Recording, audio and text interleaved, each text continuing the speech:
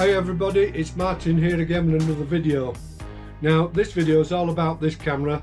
It's the Voigtlander Bessa 2 with the Color Heliar lens. A beautiful 6x9 folding camera. Now these cameras are fetching quite a hefty price on eBay and places like that. I recently saw one advertised for over £1,000.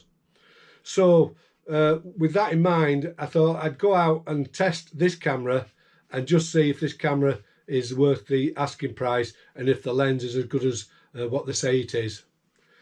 Just a few pointers before you buy one of these cameras, if you ever do, and that is always ask the seller or whoever you're buying it from if the camera's been serviced. If it's not been serviced, then I would strongly advise to get these what they call CLA'd, that's clean, lubricated and adjusted. Now the things to look out for with these cameras, the first thing is the shutter. Just check to see if the shutter speeds sound correct. Now you can't really do that with the faster speeds, and they're usually okay. It's the slower speeds where they can either run a little too long or too short.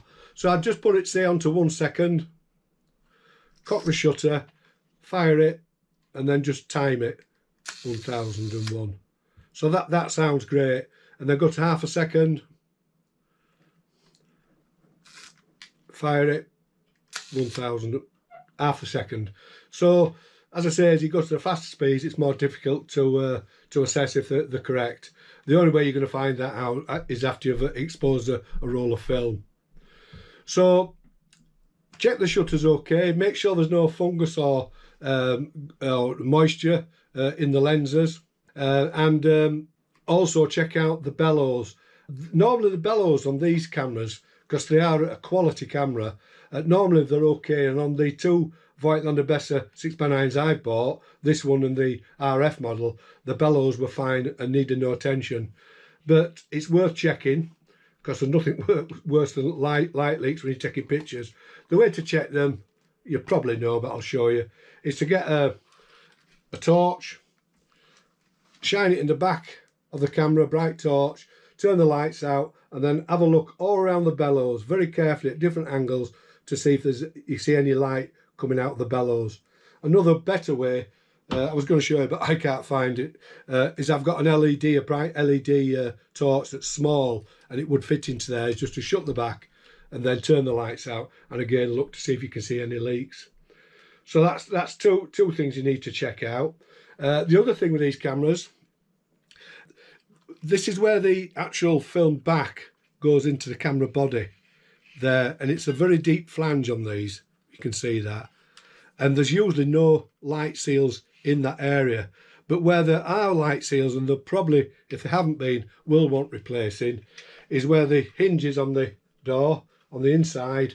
You can see that I've replaced mine. I've done it on both cameras with some foam there, so when it closes it stops any light getting through that hinge section, which is quite vulnerable. And then also on the door itself, just at that bottom bit, you'll find that it's probably worn. You probably can't see this on this video, but I've replaced that with black foam on there. So when it shuts, it seals at this end. The other thing where people tend to forget with these cameras is that on the film, the back door of the camera, so to speak, in the corners there are little bits of foam placed in each corner.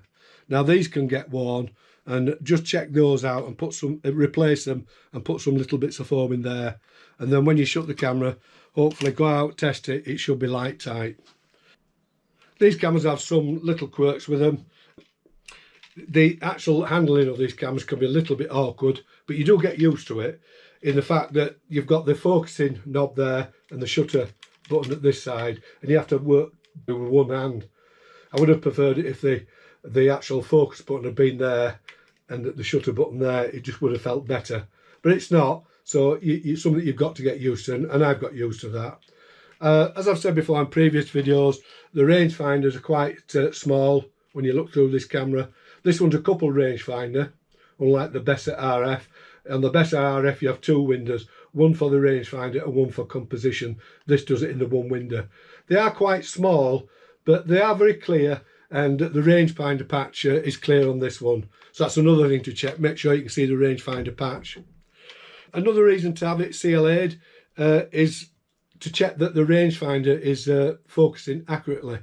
Now, to test that, I did this on this camera, and I found mine needed adjusting, is to focus on a subject through the viewfinder and use the rangefinder to focus on it.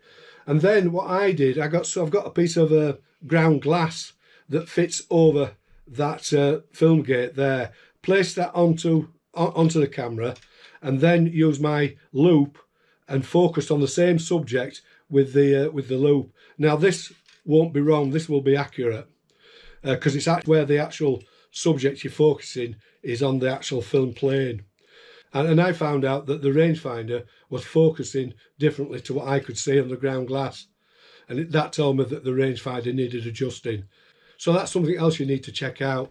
The thing what you don't want to do is spend all that money on a camera like this and then go out and you've got light leaks, you're not getting your exposures correct, and you're not getting it in focus. It's well worth having these cameras clean and adjusted. So let's get on with the video. Because these cameras fetch quite a high price, I just wanted to test out how good this Heliar lens is. So my intention when I went out was to push this lens to its limit by shooting most of the pictures into the light with the sun in the picture and with strong side lighting. So let's move on, and you'll be able to see the pictures that I took with this camera and see if it failed or it did a really good job. Right, before I show you the pictures taken with the Bessa 2, I thought I'd talk about two things briefly: light metering and negative development. Now let's talk about light metering first. I use this light meter to take all the readings for the pictures in the video. This is a Sikonic 1 degree spot meter, and this meter measures light in two different ways. When you use it in the spot metering mode, it measures light reflected from the subject, and when you use it in the incident light reading mode, it measures light falling onto the subject. So it's two different ways. Now you might ask, why is there two different ways to actually measure the light? If you're using, say, single sheet film, you're probably better using the spot meter. This is where you can place the shadow zone, measure the scene's dynamic range, and develop that one sheet to the dynamic range. But because, you know, if you're using roll film, you've got, in this case with the 6x9, 8 different negatives on one roll of 120 film, and you could have shot those pictures on different days with different dynamic range. It's not really practical to develop to the dynamic range because you don't really know what it is. So the best way I find to meter in that case is use the meter in the incident light reading mode. So for all the pictures in this video, I simply got hold of the meter in the incident light reading mode, pointed the meter back towards the camera and measured the light falling onto the subject, and all that light goes into that dome, it mixes it up, and it gives an average reading, which 95% of the time produces really good negatives. The instant light reading mode is also unaffected by very bright areas or very dark areas, so it doesn't get fooled very easily. As I say, it nearly always produces really good results. So that's the meter that I use, the Sikonic 1 degree spot meter in incident light reading mode. Now the film that I used was Ilford HP5, and I rated it at 400 ISO, and I developed it in a developer called Pyrocat HD, which is a compensating developer, a tanning developer. I'll show you what they'll look like if I can. This is one of the negatives. I don't know if you can see that. Possibly can. It's got like a sepia tone to the negative, and that's the tanning effect, and that basically stops the negative from over developing in the higher zones, in the bright areas, and it produces negatives that will scan very well and also print in a dark room, because you're not sending those higher zones off the scale. You know, it could be that some of the scenes I photographed in this video probably had a dynamic range that exceeded the actual normal developer's range. But with these type of developers, they won't allow the highlights to overdevelop. It stops the development, produces this tanning effect, and you get negatives, as I say, that scan and print very well in the darkroom. So I just thought I'd mention those two things, and let's get on with the seeing the pictures.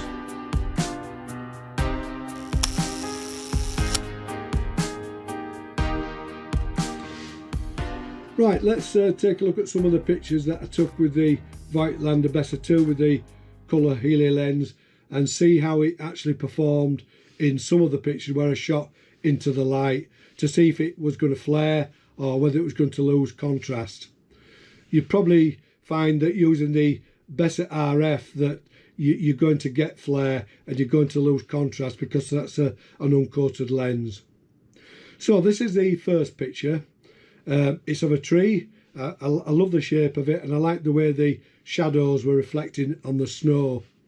Had to get a fair distance back to get the whole structure of the whole tree in the frame, and once I'd done that, I had to position the camera in a way that I got the actual sun behind the upper branches of the tree, as you can see here.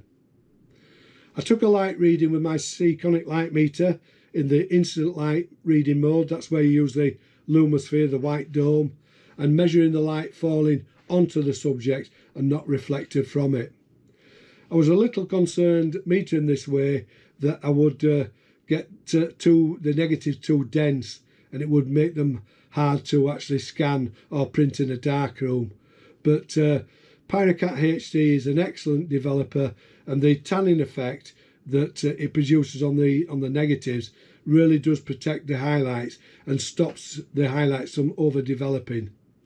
And as you can see in this picture, I've got detail throughout the shadows and the highlights. So the actual combination of the instant light reading and using Pyrocat HD worked very well indeed. I focused on the tree trunk, and as you can see, the level of detail that the Heliar lens has captured is very, very good. And you can also see that the rangefinder on the camera is working accurately. I also like the way, even at the exposure, which was 250th of a second at f8, at the distance that I was, how the focal length had thrown the background slightly out of focus, as you can see here. I like this effect because it separates the main subject from the background, or it helps to do that. So all in all, I was very pleased the way this picture turned out. This is the actual negative, and then we go back to the positive. The camera performed flawlessly on this picture. So let's see what happened in the second picture. So this is the second picture. The exposure was exactly the same, 250th of a second at f8. Again, I focused on the tree trunk. This picture had a puddle or a pond in front of the tree which had frozen, and I loved the way the tree had cast that shadow on the frozen water. Again, in this picture, the development and exposures work perfectly, and I've captured all the detail in the shadows and the highlights. So this is the second picture, although the sun this time was behind me, but I like the shape of the dead tree. The exposure for this was 500th of a second at f5.6, and as you can see, the lens has again given this nice out of focus background which has separated the tree trunk. I also like the way the Color Heliar lens has rendered the tones, and the amount of detail that is captured is excellent really for a lens of its age. So let's move on to the fourth picture. So this is the fourth picture. Strong side lighting later on in the afternoon. I like the way the tracks led away to the pylon in the background, and then on the left hand side the shape of the snow, you know, the texture was really coming out with the strong side lighting. Now this picture was more good luck than management. The wall had fallen down, the dry stone wall, and they'd blocked it off with this railing that had thin bars coming down, metal bars, and I was able to part these bars and push the Bessa into the gap. And I think by doing that, it must have twisted the camera slightly. So I've got this out of focus on the right hand side. Focus is out at the top and at the bottom, and I've just got this narrow range of focus in the centre to the left of the picture, and I think it's worked quite well actually. So as I say, it was more good luck than management. The actual exposure, my idea was to focus in the centre, but to get more in focus in the foreground. But as I say, pushing it through must have twisted the camera. The exposure for this was 250th of a second at 5.6. Right, on to the fifth picture. So this is the fifth picture, and it's a pylon in a field. Obviously I couldn't get the whole pylon in, but I didn't mind it cutting the frame. I like the way it contrasted the dark pylon with the snow and the lighter sky, and then we've got this out of focus wall that's covered in snow in the foreground. Now for this picture, again, I positioned the camera so that the sun, which was very bright, was behind the pylon, so I wasn't getting the full glare into the lens. The exposure was 250th of a second at f8. I like the way that the lens again has not flared. The contrast hasn't been lowered by this bright light entering the lens, and again it was an instant light reading. You can see here how I positioned the sun behind the pylon. So again, I'm very pleased with the way the lens has performed in this picture. Let's move on to the last picture.